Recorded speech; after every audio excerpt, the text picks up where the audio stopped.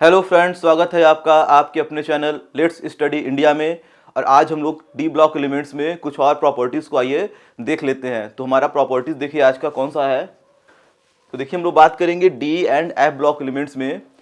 चल रहा था प्रॉपर्टीज़ ऑफ, ठीक है, डी ब्लॉक एलिमेंट्स। इसमें हम लोग आज बात करेंगे catalytic activity of D block elements, यानी जो डी ब्लॉक एलिमेंट्स होते हैं वो किसी भी ऑर्गेनिक या इनऑर्गेनिक रिएक्शन में एज अ कैटलिस्ट भी क्या करते हैं, काम करते हैं। केवल एलिमेंट ही कैटलिस्ट की तरह काम नहीं करते हैं, जबकि इनके क्या होते हैं कुछ कंपाउंड्स, इनके ऑक्साइड, हाइड्रोक्साइड, ये सभी क्या होते हैं एज अ कैटलिस्ट हमारे कुछ केमिकल रिएक्शन में ये यूज होते हैं। तो देख लेते हैं हम लोग कौन कौन से डी ब्लॉक के एलिमेंट्स या उनके क्या कौन कौन से compound as a catalyst reaction में यूज होते हैं। तो हम लोग देखिए जब बात करेंगे तो ये हमारे क्या होते हैं डी ब्लॉक के जो एलिमेंट्स हैं, तो ये हमारे पास देखिए एज अ कैटलिस्ट होते हैं। जैसे दिया हुआ है iron in a Haber process.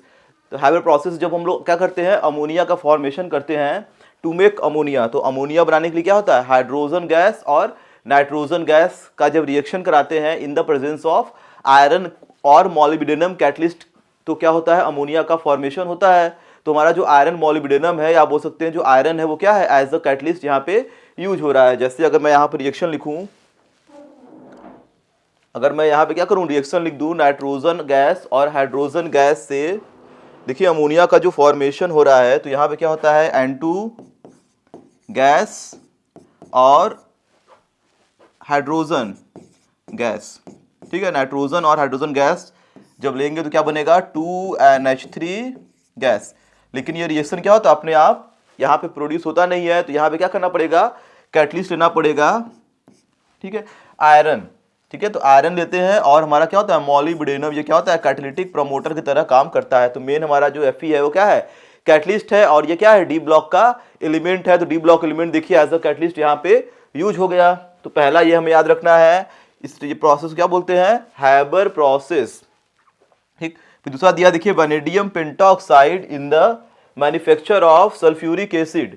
तो जब भी हम लोग क्या करते हैं सल्फ्यूरिक एसिड बनाते हैं H2SO4, तो वहां पे क्या होता है हमारा V2O5, ठीक। वो हमारा देखिए क्या है, ये प्रोसेस होता है सल्फ्यूरिक एसिड बनाने का, जिसे बोलते हैं हम लोग क्या, कांटेक्ट प्रोसेस। तो कांटेक्ट प्रोसेस में हम लोग देखते हैं क्या होता है, एक चेंबर होता है कैटलिटिक चेंबर, ठीक है। तो कैटलिटिक चेंबर में हम लोग क्या लेते हैं, वैनेडियम पेंटॉक्साइड का यूज करते हैं। तो वैनेडियम पेंटॉक्साइड में जो वैनेडियम हो क्या है, वो डी ब्लॉक का एलिमेंट है। जरूरी नहीं है कि हमारा एलिमेंट ही हो, उसके क्या है पूरे कंपाउंड्स हैं, तो उस कंपाउंड में जो एलिमेंट है वो वैनेडियम तो है ही। तो डी ब्लॉक का यूज एलिमेंट क्या हुआ, यूज हो गया।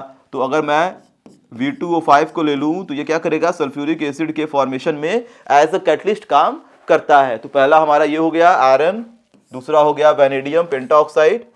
फिर देखिए बात करते हैं titanium chloride as a Ziegler Natta catalyst in the polymerisation, ठीक।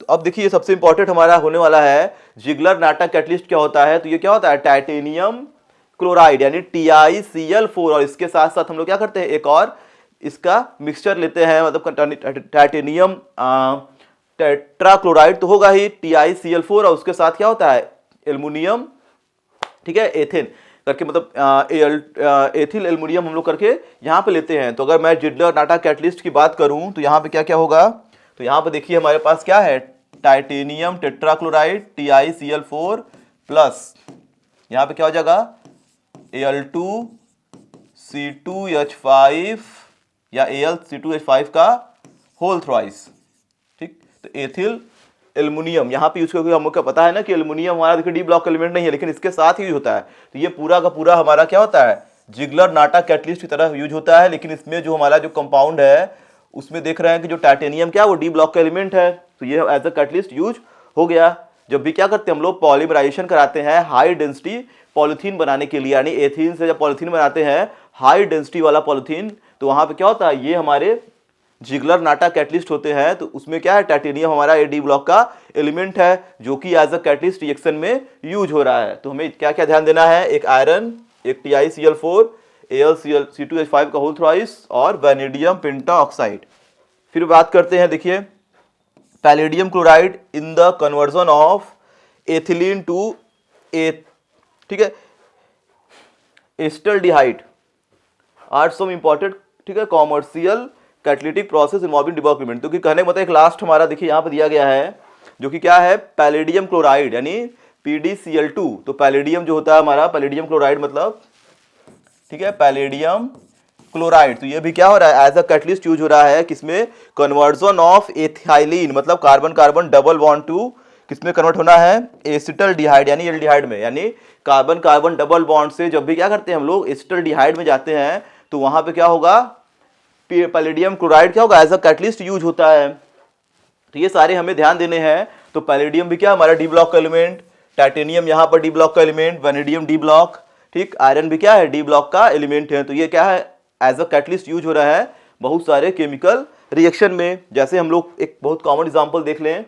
जैसे जब भी हम लोग क्या करते हैं, हाइड्रेशन कराते हैं, सॉरी हाइड्रेशन मतलब हाइड्रोजिनेशन यानी एडिशन ऑफ हाइड्रोजन। जब भी हम लोग क्या करते हैं एल्कीन या एल्काइन पे हाइड्रोजन का एडिशन कराते हैं तो वहां पे क्या होता है, रिडक्शन होता है उसका, और हाइड्रोजन के एटम क्या करते हैं, जुड़ जाते हैं उस डबल बॉन्ड या ट्रिपल बॉन्ड को तोड़ के, एडिशन रिएक्शन होगा हमारा हाइड्रोजन का एडिशन। तो वहां पे जो कैटलिस्ट यूज होता है वो क्या यूज होता है, निकिल, पैलेडियम, प्लेटिनम, ये क्या होते हैं, एज अ कैटलिस्ट यूज होते हैं, जो कि सभी सभी क्या है, डी ब्लॉक के एलिमेंट हैं। तो हम लोग ये भी याद कर सकते हैं, तो निकिल, पैलेडियम और प्लेटिनम ये कहाँ यूज होते हैं, इसका यूज कहाँ कराते हैं, एडिशन ऑफ हाइड्रोजन, जब हाइड्रोजिनेशन कराते हैं किसका, एल्कीन से। जब भी हम क्या करते हैं एल्कीन या एल्काइन से,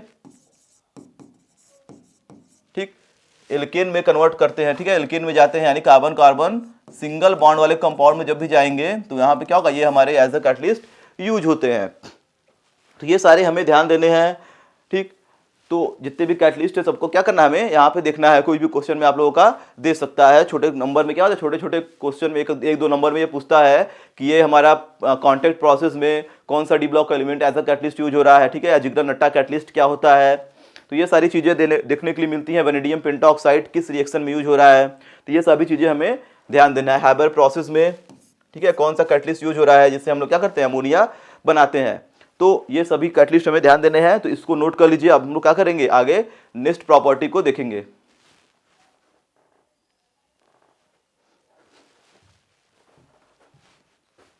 तो देखिए बात करते हैं हम लोग नेक्स्ट प्रॉपर्टी। या पहले देखिए कैटलिस्ट में ऐसा, ये देखिए एज अ कैटलिस्ट जो डी ब्लॉक के एलिमेंट्स होते हैं वो एज अ कैटलिस्ट यूज क्यों होते हैं। तो अगर इसकी बात की जाए तो यहाँ पे हम लोग देख सकते हैं इसमें कुछ प्रॉपर्टीज हैं। पहला तो इन कैटलिस्ट तरह जब यूज हो रहे हैं तो इनके पास कुछ ना कुछ क्या होगा, स्पेशल कैरेक्टरिस्टिक होगा। देखिए पहला क्या है, the presence of vacant D orbital. तो पहला चीज इनके पास क्या होता है, वैकेंट डी ऑर्बिटल, या अब ability of D orbital. D orbital क्या होते हैं, इसके क्या होते हैं, वैकेंट होते हैं। दूसरी चीज, they have tendency to exhibit variable oxidation state. हमको पता है कि डी ब्लॉक के जो एलिमेंट्स होते हैं इनके ऑक्सीडेशन स्टेट क्या होते हैं, कांस्टेंट नहीं होते हैं, ये वैरी करते रहते हैं। ऑक्सीडेशन स्टेट क्या होते हैं, इनके बहुत सारे ऑक्सीडेशन स्टेट होते हैं, +2 +3 +4 +5 +6, ऐसे ऐसे कई सारे ऑक्सीडेशन स्टेट ये क्या करता है, शो करता है, जिससे बोलते हैं हम लोग कि ये वेरिएबल ऑक्सीडेशन स्टेट शो कर रहा है। +6 +7 इस तरह से क्या होता है, ऑक्सीडेशन स्टेट चलता रहता है। फिर देखिए तीसरी प्रॉपर्टी क्या है, their tendency to form reaction intermediate with reactant.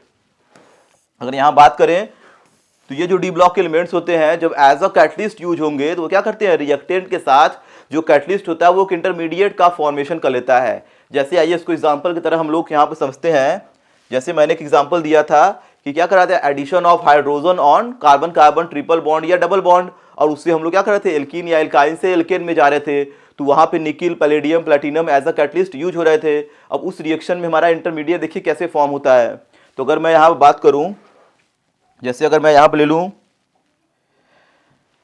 Carbon carbon double bond, ये हमारे पास क्या है, कोई एथीन है, ठीक। अब इस पर मैं एडिशन करा दूं हाइड्रोजन का, तो यहाँ पे मैंने कैटलिस्ट ले लिया कोई भी निकिल या पैलेडियम या प्लेट। देखिए तीनों नहीं लेना है, तीनों में से क्या होगा, कोई एक हमारा एज अ कैटलिस्ट यहाँ पे यूज होगा।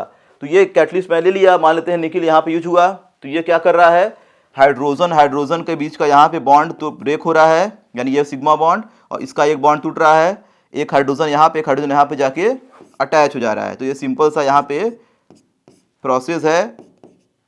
लेकिन अब इस प्रोसेस में क्या हो रहा है, निकिल मान लेते हैं एज अ कैटलिस्ट काम कर रहा है, तो ये कैटलिस्ट की तरह यूज हो रहा है। तो ये इंटरमीडिएट देखिए कैसे बनाता है और ये रिएक्शन को कैसे प्रोसीड करा रहा है आगे, क्योंकि कैटलिस्ट के बिना ये रिएक्शन क्या होगा, बहुत ही स्लो होगा, ठीक है। लेकिन कैटलिस्ट ऐड करते रिएक्शन का स्पीड क्या होता है, बढ़ जाता है। तो यहाँ पे अगर मैं देखूँ यहाँ पे, तो देखिए निकिल जो होता है कैटलिस्ट के पास क्या है, वैकेंट डी ऑर्बिटल है, ठीक है, ऑक्सीडेशन स्टेट्स का वेरिएबल है, उसके बाद देख बोल रहा है इंटरमीडिएट का फॉर्मेशन करता है। तो ये सारी प्रॉपर्टीज होती हैं। लेकिन उसके अलावा अगर मैं बात करूं इसके और प्रॉपर्टी की, तो इनका लार्ज सरफेस एरिया होता है, और ये क्या होते हैं, सॉलिड के फॉर्म में एग्जिस्ट करते हैं। और इनका जो सरफेस होता है वो क्या होता है, रफ सरफेस होता है, लार्ज सरफेस होगा और वो कैसा होगा, रफ सरफेस होगा, जिसके वजह से क्या होगा, वो अच्छे से किसी भी इनकमिंग मॉलिक्यूल्स को या गैसियस मॉलिक्यूल को भी आएंगे उसको क्या करेगा, अपनी तरफ एडजॉर्ब कर लेता है। एडजॉर्ब करने का मतलब क्या करेगा, अपने सरफेस पे उसको अटैच करा लेता है। जैसे अगर मैं देखूं यहाँ पे, अगर ये एथीन गैस जैसे ही, ठीक है, इस कैटलिस्ट के कांटेक्ट में आता है, तो ये जो निकिल क्या कर रहा है, निकिल हमारे पास जो कैटलिस्ट है उसके पास क्या है, लार्ज और रफ सरफेस एरिया होगा इस तरह से कुछ। तो ये क्या करते हैं, गैसियस मॉलिक्यूल को अपने तरफ इंटरेक्ट करते हैं, यानी जो एथीन के मॉलिक्यूल्स है उसको क्या करेंगे, अपने सरफेस पे इस तरह से कलेक्ट कर लेंगे, यहाँ पे सरफेस बोल लेंगे, मतलब सिंपल लैंग्वेज में उसे सरफेस पे एड्सॉर्ब कर लेंगे, ठीक। और गैस हाइड्रोजन भी है, गैस है, ये भी गैस है, तो इस गैस को भी अपने सरफेस पे क्या कर रहे हैं, ये एड्सॉर्ब कर रहे हैं। अगर मैं यहाँ पे हाइड्रोजन गैस को बनाऊं छोटा सा, तो इसको भी क्या कर रहा है, अपने सरफेस पे एड्सॉर्ब कर ले रहे हैं।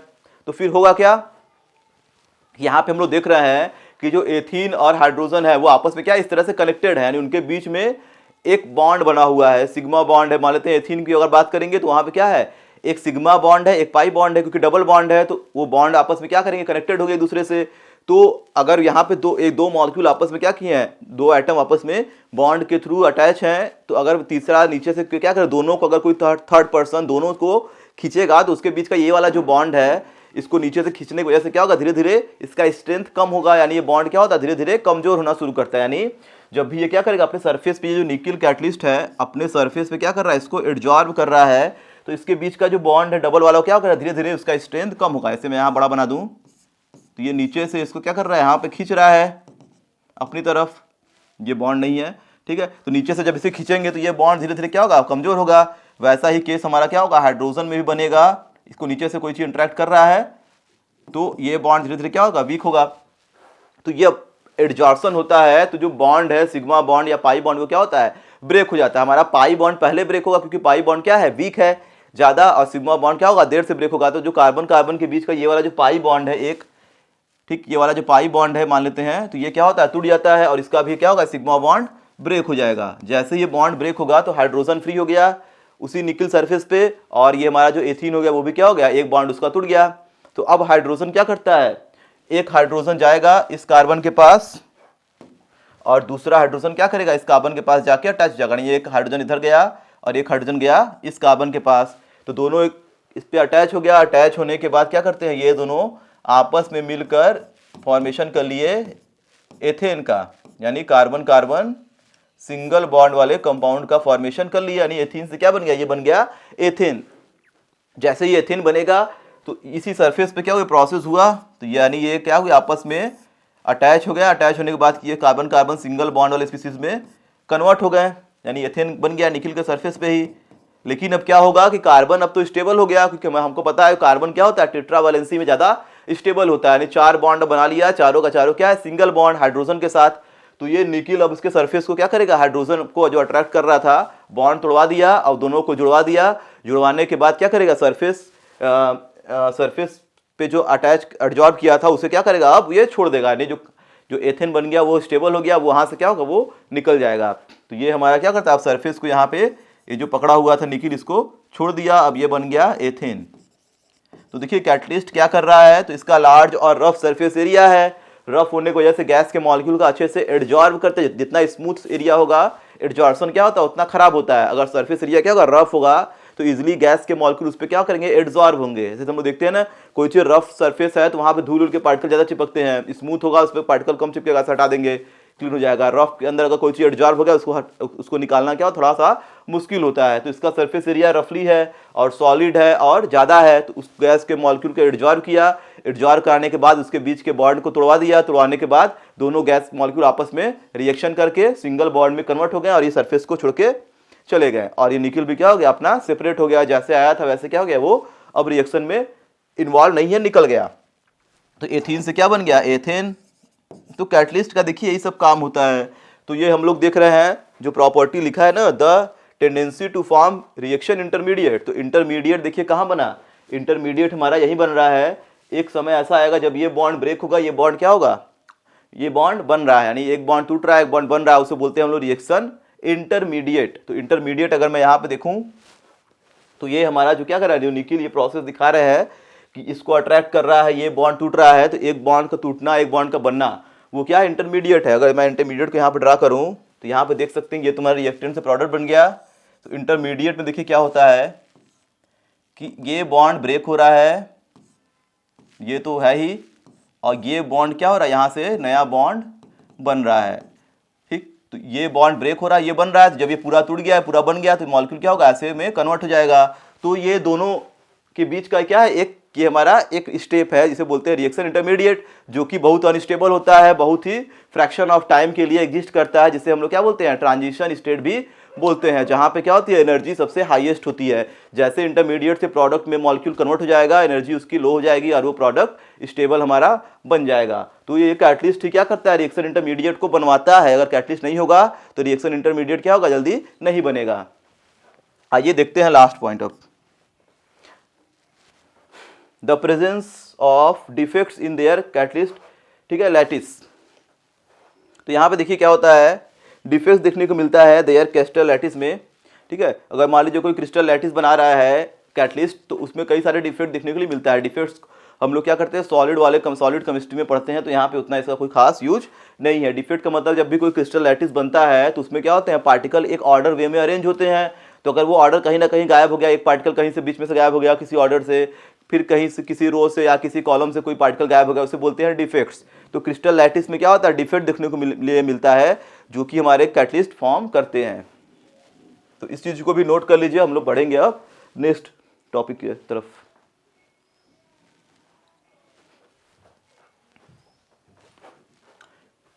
तो यहाँ पे देखिए एक चीज और दिया हुआ है, देयर टेक रिएक्शन, ठीक है, through a path of low activation energy by. अब देखिए यहाँ पे क्या बोल रहा है, providing the large surface area, जिसके मैंने बात पहले बता दी कि लार्ज सरफेस एरिया प्रोवाइड करता है कैटलिस्ट, जिसमें क्या होता है, absorption and allowing to sufficient time to react. ठीक है, वो क्या करता है, मॉलिक्यूल को एब्जॉर्ब कर रहा है और कुछ सफिशिएंट टाइम मिलता है रिएक्शन को होने के लिए। अब यहाँ पे देखिए नेक्स्ट बात करेंगे, में interact with reactant through the empty orbital. ठीक है, तो जब हमको पता है कि जो डी ऑर्बिटल वाले एलिमेंट्स होते हैं जिनके पास क्या होता है, एम्प्टी ऑर्बिटल्स होते हैं, किसके पास, जो भी हमारे कैटलिस्ट होंगे। फिर उसके बाद दिया है, में actively interact with redox reaction through their multiple oxidation state. तो इनके पास क्या होते हैं, मल्टीपल ऑक्सीडेशन स्टेट होते हैं। इसमें रेडॉक्स रिएक्शन के थ्रू क्या करते हैं, ये एक दूसरे से इंटरेक्ट करते हैं। तो ये सब चीज़ें देखिए हम लोग जब भी पढ़ेंगे, कॉपर हुआ, सिल्वर हुआ, ये सब भी हम लोग क्या करेंगे, जब भी हम लोग इसके रेडॉक्स रिएक्शन को देखेंगे, यानी क्या करते हैं, रिडक्शन करते हैं। जो कैटलिस्ट होते हैं इनका भी क्या होता है, रिएक्शन के अंदर रिडक्शन होता है, ऑक्सीडेशन होता है। तो ये सभी चीज़ों को हम लोग देखेंगे, क्योंकि मेटल है, जनरली क्या करेंगे, ये ऑक्सीडाइज होंगे, अपने चार्ज को बढ़ाते हैं। तो जैसे हम लोग जब टॉलिन टेस्ट, फेलिंग टेस्ट देखेंगे, तो वहाँ पे क्या होते हैं, कॉपर हमारा या सिल्वर जो क्या करता है, अपने चार्ज को इंक्रीज कराता है। तो उन सब चीज़ों को हम लोग आगे देखेंगे। तो यहाँ पे हमारा क्या है, जो शुरुआत में जो पॉइंट्स थे, और ये वाला पॉइंट हमारा क्या है, इंपॉर्टेंट है।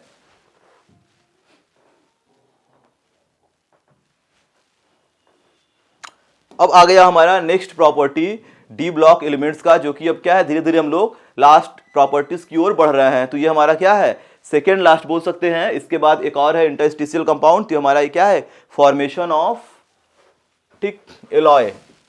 तो यहाँ पे देखिए बता रहे हैं हम लोग कि जो डी ब्लॉक के एलिमेंट्स हैं वो एलॉय फॉर्मेशन करते हैं। एलॉय का मतलब क्या होता है, mix metals, homogeneous mixture of metal. यानी जब क्या करते हैं, एक या एक से अधिक, दो या दो से अधिक मेटल्स क्या करते हैं, आपस में कंबाइंड होते हैं। कंबाइंड होने का मतलब क्या कर रहा है, मेटल को कैसे कंबाइन करेंगे, क्योंकि मेटल क्या होते हैं, सॉलिड फॉर्म में एग्जिस्ट करते हैं। तो मेटल को कंबाइंड करने के लिए पहला चीज हमें ध्यान देना है कि जो भी मेटल को हम लोग कंबाइंड करेंगे आपस में, उनके जो साइज हैं वो क्या होने चाहिए, अप्रॉक्सीमेट इक्वल साइज होना चाहिए। यानी साइज का डिफरेंस बहुत ज़्यादा न हो, यानी 15% के आसपास उनमें साइज का डिफरेंस होना चाहिए, पहला चीज। और दूसरी चीज, जब भी मेटल को मिक्स करेंगे तो मेटल्स क्या होते हैं, सॉलिड स्टेट में एग्जिस्ट करते हैं। तो पहले हम लोग दोनों मेटल को क्या करें, हमारे दो मेटल को मिक्स करना है तो दोनों को उसके मेल्टिंग पॉइंट पे क्या करेंगे, पहले अलग अलग मेल्ट करेंगे।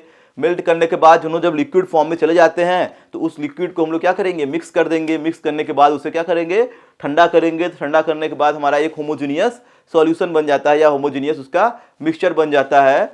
वही हमारा क्या कहलाता है एलॉयस। तो अगर एलॉय की बात करें तो यहाँ पर देखिए दिया गया है, atomic radii of the transition element they R series is not much different from each other. ठीक, अगर दो मेटल मिलकर क्या कर रहे हैं, एलॉय का फॉर्मेशन कर रहे हैं। जैसे हमारे पास क्या है, एलॉय का जैसे स्टील हो गया, ठीक है, ब्रोंज मेटल हो गया, ब्रास हो गया, ये सब क्या है, एलॉयज है, ये सब क्या है, मिक्स मेटल है। तो इसमें जो जो भी मेटल ऐड हुए हैं उस एलॉय को बनाने में, तो उन सब मेटल में जो साइज का डिफरेंस है वो बहुत ज़्यादा नहीं होना चाहिए। साइज मतलब एटॉमिक रेडियस उनका लगभग अप्रॉक्स होना चाहिए। ऐसा नहीं कि एक मेटल का साइज बहुत बड़ा है, एक एलिमेंट का साइज क्या है, छोटा है, तो ये सब आपस में मिक्स करके एलॉय नहीं बना पाएंगे। तो उसके पीछे कुछ कहानी है। अगर लगभग अप्रॉक्सीमेटली साइज के हैं तो ये दोनों मिलकर एलॉय का फॉर्मेशन कर लेंगे। फिर दिया है as a result they can easily replace the each other and the lattice solid solution over an available composition range the solid solution is called the alloy.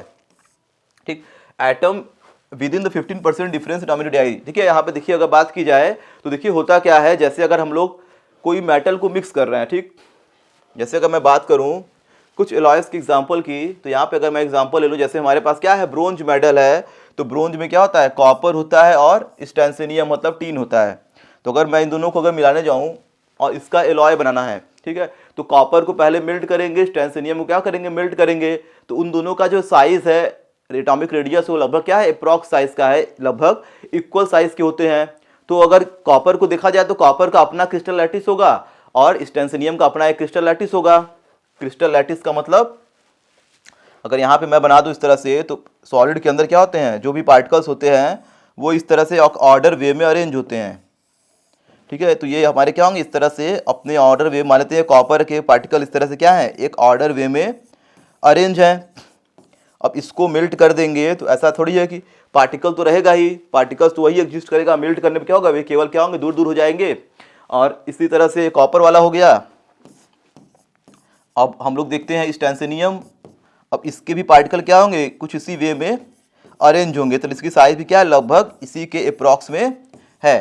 तो इन दोनों मेटल को जो मिक्स किया गया और मेल्ट कर दिया गया, मेल्ट करके जब मिक्स करेंगे और फिर उसे ठंडा करेंगे तो क्या होंगे, ये एक होमोजीनियस सॉल्यूशन बनाएंगे। इसी होमोजीनियस सॉल्यूशन में क्या बोलते हैं, एलॉय बोलते हैं। तो ये एलॉय बना लेंगे। ये तभी ऐसा पॉसिबल होगा इनके बीच में मिक्सचर, जब भी क्या हो, इनका साइज लगभग अप्रॉक्स इक्वल हो। यानी कहने का मतलब ये बाद में जब मिक्स होके सॉलिड में जाएंगे ये लास्ट में, ठीक है, पहले इसको हम लोग क्या करेंगे, मेल्ट करेंगे, मेल्ट करके लिक्विड बनाएंगे, लिक्विड करने के बाद क्या करेंगे, इसको मिक्स करेंगे। मिक्स करने के बाद जब ठंडा कर देते हैं, जब ये क्या होते हैं, सॉलिड फॉर्म में दोबारा चले जाते हैं, तो वहाँ पे पार्टिकल क्या होते हैं, एक ऑर्डर वे में तो अरेंज होंगे, लेकिन उनका ऑर्डर वे तभी होगा अच्छे से जब साइज का, ठीक है, लगभग क्या हो, साइज बराबर हो। तो यही बात देखिए यहाँ पे बोल रहा है।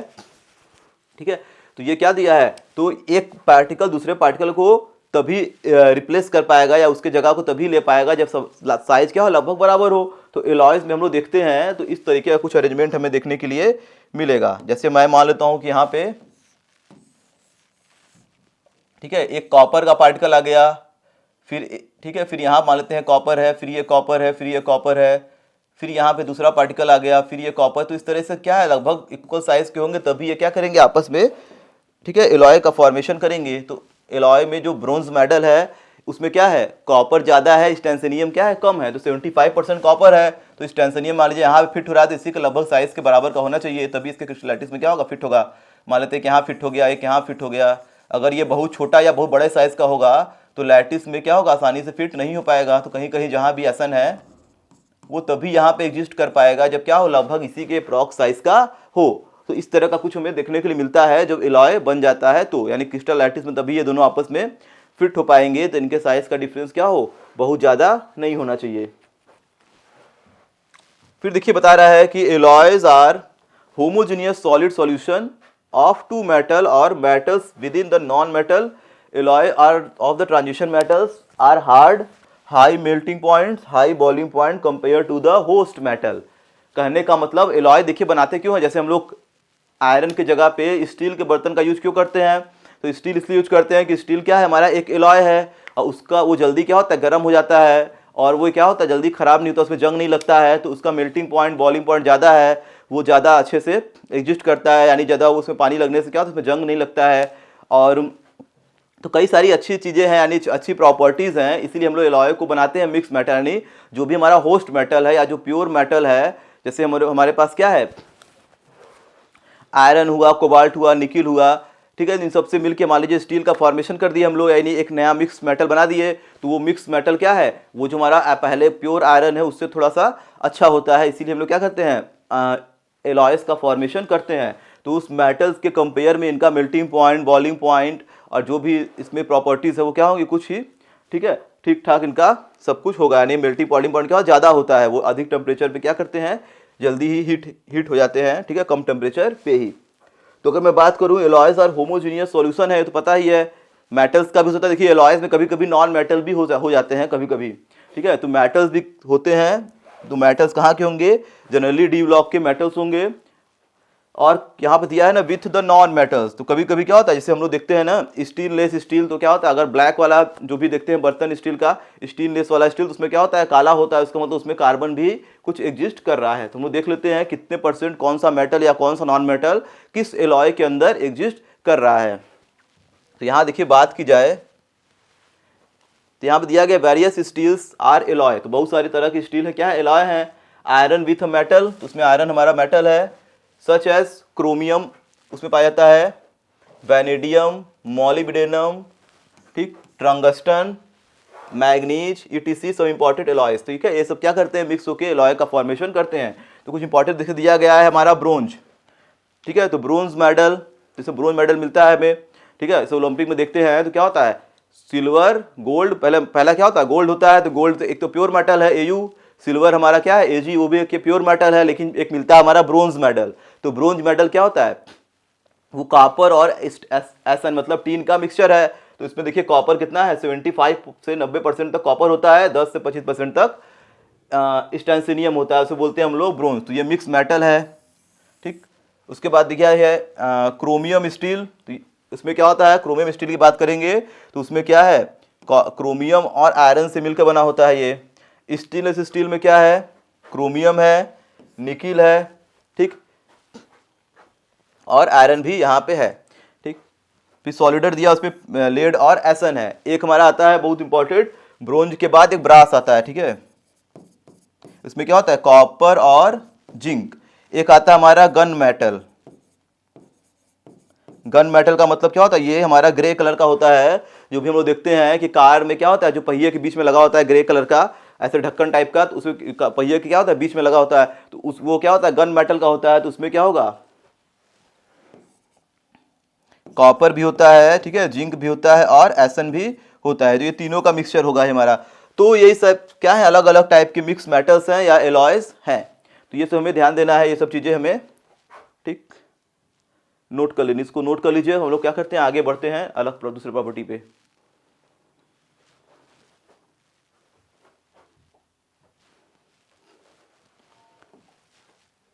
फिर हमारा देखिए नेक्स्ट प्रॉपर्टी आता है इंटरस्टिशियल कंपाउंड। तो इंटरस्टिशियल कंपाउंड और एलॉयज देखिए कहीं ना कहीं क्या है, थोड़े से सिमिलर हैं, लेकिन हमें यहाँ पे ध्यान देना है कि इसमें डिफरेंस क्या है। सिमिलरिटी तो पता है कि ये भी क्या होता है, वैसे वो भी उसमें कई सारे मेटल को क्या किया था, मिक्स करके एक होमोजीनियस सॉल्यूशन बना दिए थे और वो एलॉय बन गया, उसका मेल्टिंग पॉइंट बॉइलिंग पॉइंट ज़्यादा था, ठीक, वो जल्दी जंग नहीं, खराब नहीं हो रहा था जल्दी, तो वो सब सारी अच्छी प्रॉपर्टी थी, इसीलिए हम लोग एलॉय का फॉर्मेशन कर रहे थे।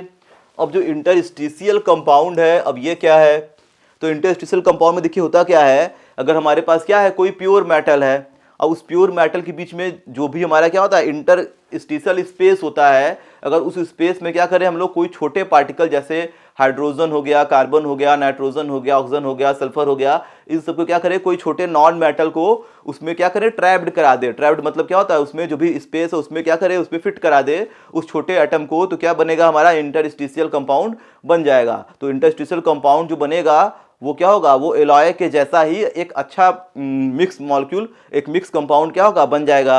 अब उस मिक्स कंपाउंड जो बनेगा उसमें क्या होता है, उसका मेल्टिंग पॉइंट बॉइलिंग पॉइंट हमेशा एलॉय से ज़्यादा होगा, थर्मल कंडक्टिविटी उसकी अधिक हो जाएगी, ठीक। फिर उसके बाद अगर बात करेंगे तो ऐसा नहीं है कि पहले कंडक्टर था उसमें कोई नॉन मेटल ऐड करा दिए तो नॉन कंडक्टर हो गया, ऐसा नहीं होगा। कंडक्टिविटी उसकी क्या होगी, सेम रहेगी, उसमें कोई चेंजिंग आने वाला नहीं है, लेकिन उसका डेंसिटी क्या होता है, बढ़ जाता है। तो ये सभी चीज़ों को हम लोग भी देखेंगे। तो यहाँ पे अगर बात करें transition metals has a void in their crystal lattice, क्योंकि अगर प्योर ट्रांजिशन मेटल अगर हम लोग कोई ले लें तो ट्रांजिशन मेटल की क्रिस्टल में अगर देखा जाए तो जो भी उसके पार्टिकल्स हैं वो कुछ इस तरह से मान लेते हैं अरेंज हैं। तो ये हमारा क्या है, एक अरेंजमेंट है क्रिस्टल का। अब इस क्रिस्टल में हम लोग देख सकते हैं कि वाइड देखने को मिल रहा है। वाइड का मतलब क्या होता है, वाइड मतलब होता है जो भी गैप दिख रहा है यहाँ पे, तो देखिए ये वाइड बना एक ऐसा, ठीक है, यहाँ पे एक खाली जगह है ना, इसे बोलते हैं हम लोग वाइड, ठीक। तो अब बोल रहा है small non metallic atom and molecules like hydrogen हो गया, बोरान हो गया, कार्बन हो गया, इन सबको क्या करें, ट्रैप्ड करा दें। ट्रैप्ड का मतलब उसमें जो भी वाइड है उसके बीच में क्या करें, छोटे छोटे किसी भी एटम को हम लोग यहाँ पे फिट करा दें। तो यहाँ मान लीजिए एक एटम यहाँ फिट हो गया, हर जगह नहीं, कहीं कहीं क्या करेंगे हम लोग, अगर इसको फिट करा देंगे, ठीक है। तो अगर इस तरह से क्या हो गया, छोटे छोटे मेटल यहाँ पे इसके वाइड में इस तरह से फिट हो गए, तो यहाँ पे क्या होगा, तो फिट कर सकते हैं, ठीक है। Can be trapped in the void during the crystal structure formation and they are called interstitial compound. तो ये जो कंपाउंड बनेगा, यानी कहने का मतलब जो भी हमारे पास क्या होते हैं, प्योर क्रिस्टल होते हैं डी ब्लॉक एलिमेंट्स के, उनके बीच में क्या होता है, इंटरमॉलिक्यूलर स्पेस होता है, इंटर एटॉमिक स्पेस होता है, जिसे बोलते हैं वाइड। अब उस वाइड में कोई छोटे नॉन मेटल या उनके मॉलिक्यूल क्या करें हम लोग फिट करा दे, तो फिट कराने के बाद जो भी हमारा क्रिस्टल बनेगा नया, उसे बोलेंगे इंटरस्टिशियल कंपाउंड। इंटरस्टिशियल इसलिए बोल रहा है कि इसे जो वाइड को हम लोग क्या बोलते हैं, इंटरस्टिशियल स्पेस भी बोलते हैं। इसे क्या बोलेंगे, इंटरस्टिशियल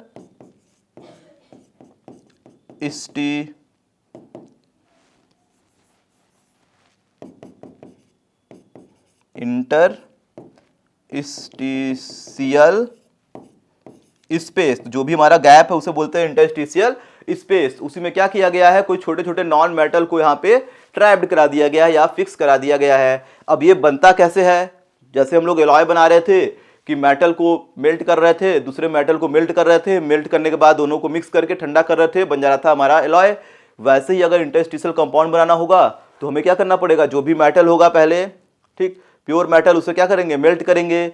फिर हमारे पास जो भी नॉन मेटल्स होंगे जो कि सॉलिड स्टेट में एग्जिस्ट करने चाहिए, गैसियस फॉर्म में नहीं होने चाहिए, तो उस सॉलिड मेटल को मान लेते हैं कार्बन है, तो उस कार्बन को क्या किए, सॉलिड फॉर्म में है, या कोई भी ले लेते हैं हम लोग कार्बन, बोरान, कोई भी मान लीजिए बोरान ले लिए, तो उस बोरान को क्या किए, मेल्ट किए, दोनों को मेल्ट करके हम लोग क्या करेंगे, मिक्स कराएंगे।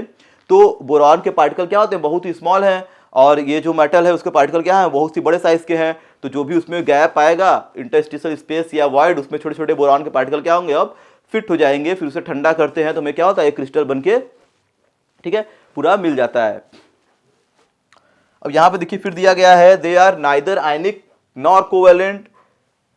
तो ये आयनिक है ना, तो कोवेलेंट है, क्योंकि यहाँ पे नॉन मेटल और मेटल के बीच में कोई इंटरेक्शन तो होगा नहीं, वो क्या किया, केवल उसमें जाकर फिट हो गया, कोई उसके साथ नया न तो आयनिक न तो कोवेलेंट बॉन्ड ये कैसा भी फॉर्म नहीं किया है। ये क्या किया गया है, इसमें ट्रैप्ड कराया है, क्योंकि जब एटम क्या करते हैं, दूसरे क्लोज में आते हैं, इंटरेक्शन होता है नेचुरली, तब उसको बोलते हैं आयनिक बॉन्ड बन गया, या उनके बीच में क्या हो गया, ओवरलैपिंग हो गया, या उसमें शेयरिंग हो गया इलेक्ट्रॉन को, तो बोलते हैं कोवेलेंट बॉन्ड का फॉर्मेशन हो गया। तो यहाँ पे तो हम लोग क्या किए हैं, केवल ट्रैप्ड कराए हैं उसे मेल्ट करा के, तो ये हमारा कोई बॉन्ड यहाँ बनता नहीं है आयनिक और कोवेलेंट टाइप का। फिर दिया गया है नॉन स्टीरियोमेट्रिक, ठीक है, non stoichiometric as the TI. देखिए अब यह है क्या, अगर मैं इसके मॉलिक्यूलर फार्मूला को देखूं, जैसे हम लोग क्या कर रहे थे, एलॉय में देख रहे थे कि नॉर्मल मॉलिक्यूलर फार्मूला था, दो मेटल थे, दोनों मेटल का फार्मूला लिख दिए थे एसन, और कॉपर लिख दिए थे, तो बन गया था हमारा ब्रोंज। लेकिन अगर यहाँ पे अगर इनके फॉर्मूले को देखिए तो ये देखिए है क्या, कि जितने भी पार्टिकल्स हमारे मेटल के हैं, ठीक, अगर उसके कंपेयर में अगर पार्टिकल हमारी इन सबको देखा जाए तो ये सभी के पार्टिकल क्या हो सकते हैं, इनका जो रेशियो होगा वो डिफरेंट टाइप का हो सकता है। जैसे सेम रेशियो भी हो सकता है, और ठीक है, एक हमारा होता है सिंपल रेशियो, एक हमारा विदाउट सिंपल रेशियो भी हो सकता है। जैसे देखिए यहाँ पे लिखा हुआ है नॉन स्टाइकियोमेट्रिक, तो नॉन स्टाइकियोमेट्रिक हमारे कौन कौन से इंटरस्टिशियल कंपाउंड होंगे, जैसे बन गया TiH1.7, तो इसका मतलब क्या है, ये टाइटेनियम तुम्हारा डी ब्लॉक का मेटल है, अगर मान लेते हैं टाइटेनियम क्या है 100 एटम इसका है, तो हाइड्रोजन कितना होगा 1.7। अगर यहाँ पे कुछ नहीं है तो 1 है, तो इसको मान लेते हैं इसका 100 है, तो इसके कंपेयर में 1.7 मतलब कितना हो जाएगा, ये हो जाएगा 170। यानी जो टाइटेनियम है उसके कंपेयर में हाइड्रोजन कितना है 170, यानी 100 एटम्स हमारे टाइटेनियम के हैं, उसमें 170 पार्टिकल छोटे छोटे हाइड्रोजन के क्या किए हैं, ट्रैप्ड कर गए हैं उसके इंटरस्टिशियल स्पेस में या वॉइड में। तो ये हमारा जो फार्मूला बन के आएगा वो क्या बन जाएगा, TiH 1.7, 100 इसका 170, इनका रेशियो निकालेंगे काट के तो कितना आएगा, एक टाइटेनियम के कंपेयर में जो हाइड्रोजन है वो कितना है 1.7 है। तो ये जो फार्मूला बना है इसमें जो स्टाइक्योमेट्री है वो तो कैसा है, सेम, मतलब कोई एटम मतलब एक फिक्स नहीं है, 1 2 होता है। मॉलिक्यूल जब लिखते हैं ना TiH3 TiH2 इस तरह लिखते हैं, तो यहाँ पे क्या है Ti है लेकिन 1.7 है, तो स्टाइक्योमेट्री तो उसकी गड़बड़ा गई। तो इस तरह से हमारा हो सकता है फार्मूला, ठीक। जैसे वैनेडियम का लिखा गया है VH 0.56, तो इसका मतलब क्या है, वैनेडियम के कंपेयर में, एक वैनेडियम के कंपेयर में जो हाइड्रोजन है वो 0.56 है, ठीक है। तो 0.56 मॉलिक्यूल एटम तो होता नहीं है, तो अगर मैं 100 से कंपेयर करूं इसका, तो अगर ये 100 होगा तो कितना होगा, ये 56 होगा। अगर वैनेडियम 100 होंगे तो 56 क्या होगा, हाइड्रोजन होगा। तो इनका जो रेशियो आएगा वो क्या आएगा, 1:0.56 तो आएगा ही, ठीक। अगर इसको डिवाइड कर दिया जाए, काट दिया जाए तो ये हमारे नॉन स्टाइक्योमेट्री फॉर्मूले में भी एग्जिस्ट करते हैं इंटरस्टिशियल कंपाउंड। अब आगे बात की जाए कुछ और एग्जांपल की, तो यहाँ पे हम लोग देख सकते हैं कुछ इसके प्रॉपर्टी की अगर बात किया, देखिए दिया गया है कुछ प्रॉपर्टीज हैं। They are melting and boiling point high, तो प्योर मेटल कंपेयर में मेल्टिंग बॉइलिंग पॉइंट क्यों बढ़ गया, क्योंकि इंटरस्टिशियल स्पेस में कुछ पार्टिकल एग्जिस्ट घुस गए, तो उनका डेंसिटी बढ़ गया। डेंसिटी बढ़ने से क्या हो गया, मॉलिक्यूल हमारा जो भी इंटरस्टिशियल कंपाउंड जो बना उसका स्ट्रेंथ बढ़ गया, यानी उसमें गैप कम हो गया, यानी वो और कॉम्पैक्ट हो गया, तो डेंसिटी तो बढ़ जाएगी उसकी। तो मेल्टिंग बॉइलिंग पॉइंट में क्या होता है, बढ़ जाता है। दे आर एक्सट्रीमली हार्ड, तो प्योर मेटल के कंपेयर में जो इंटरस्टिशियल कंपाउंड होता है वो क्या होता है, थोड़ा सा हार्ड और हो जाता है। They have similar conductivity properties when compared with other metal, तो अगर जैसे हम लोग मान लेते हैं कि कॉपर के अंदर हम लोग क्या किए, इंटरस्टिशियल कंपाउंड को फिट करा दिए, तो एक प्योर कॉपर है, एक इंटरस्टिशियल कंपाउंड वाला कॉपर है मेटल, ठीक। तो दोनों की कंडक्टिविटी क्या होगी, सेम होगी। ऐसा नहीं है कि पार्टिकल अगर हम लोग जो फिट कराए हैं उसके बीच बीच में वाइड में, तो उसके आने की वजह से उसमें क्या होगा, उसका मेल्टिंग बॉइलिंग पॉइंट चेंज हो जाएगा, ऐसा सॉरी उसका जो कंडक्टिविटी होता है वो चेंज हो जाता है, ऐसा नहीं होता है। कंडक्टिविटी क्या होगी, दोनों की सेम रहेगी, चाहे वो इंटरस्टिशियल कंपाउंड हो चाहे वो क्या हो, प्योर फॉर्म में हो। तो ये चीज़ हमें ध्यान देके चलना है। फिर दिया है they are unreactive and they tend to be chemically inert. अब यहाँ पे बात आई कि इसकी रिएक्टिविटी खत्म हो जाती है और ये क्या होता है, इनर्ट हो जाता है, यानी ये रिएक्शन करने लायक नहीं रह गया, क्योंकि वो क्या किया, इंटरस्टिशियल कंपाउंड बना लिया है। लास्ट में देखें इसे कुछ एग्जाम्पल को, तो देखिए ये सब क्या है, स्टाइक्योमेट्री वाले हैं, नॉन स्टाइक्योमेट्री वाले नहीं है। स्टाइक्योमेट्री यानी देखिए TiC, इसका मतलब जितना टाइटेनियम है उतना क्या है, कार्बन भी उसके गैप में फिट हुआ, यानी अगर 100 टाइटेनियम में 100 कार्बन को क्या किया गया है, फिट करा दिया गया है। तो स्टाइक्योमेट्री वाले हैं, ये फिक्स है। Mn4n यानी 4 मैंगनीज के कंपेयर में क्या है, एक नाइट्रोजन है, अगर ये 400 होगा तो 100 नाइट्रोजन उसमें फिट कर दिया गया। Fe3H, तो ये सब क्या है, ठीक है, स्टाइक्योमेट्री वाले फार्मूले को, ठीक है, फॉलो कर रहे हैं। तो ऐसा भी हो सकता है और पॉइंट में भी इनका फार्मूला हो सकता है, तो ये हमें ध्यान देके चलना है। देखिए नॉन स्टाइक्योमेट्री वाले कुछ और दिए गए हैं आप लोगों के, ठीक है। Fe 0.94, Fe 0.48, vanadium Se 0.98, Se 1.2, इसके आगे भी कुछ मॉलिक्यूल होगा। तो इस तरीके से क्या है, ये दोनों फॉर्म में एग्जिस्ट कर सकते हैं, क्योंकि हमको जब भी रेशियो, क्योंकि फार्मूला का कैसे लिखते हैं, फार्मूला लिखने के लिए क्या करना पड़ता है, उनके रेशियो को लिखना पड़ता है। जैसे NaCl लिखते हैं तो क्या होता है, अगर 100 Na है तो उसके साथ 100 Cl होंगे, तो दोनों का कट जाएगा, तो क्या आएगा 1:1 का रेशियो, तो NaCl।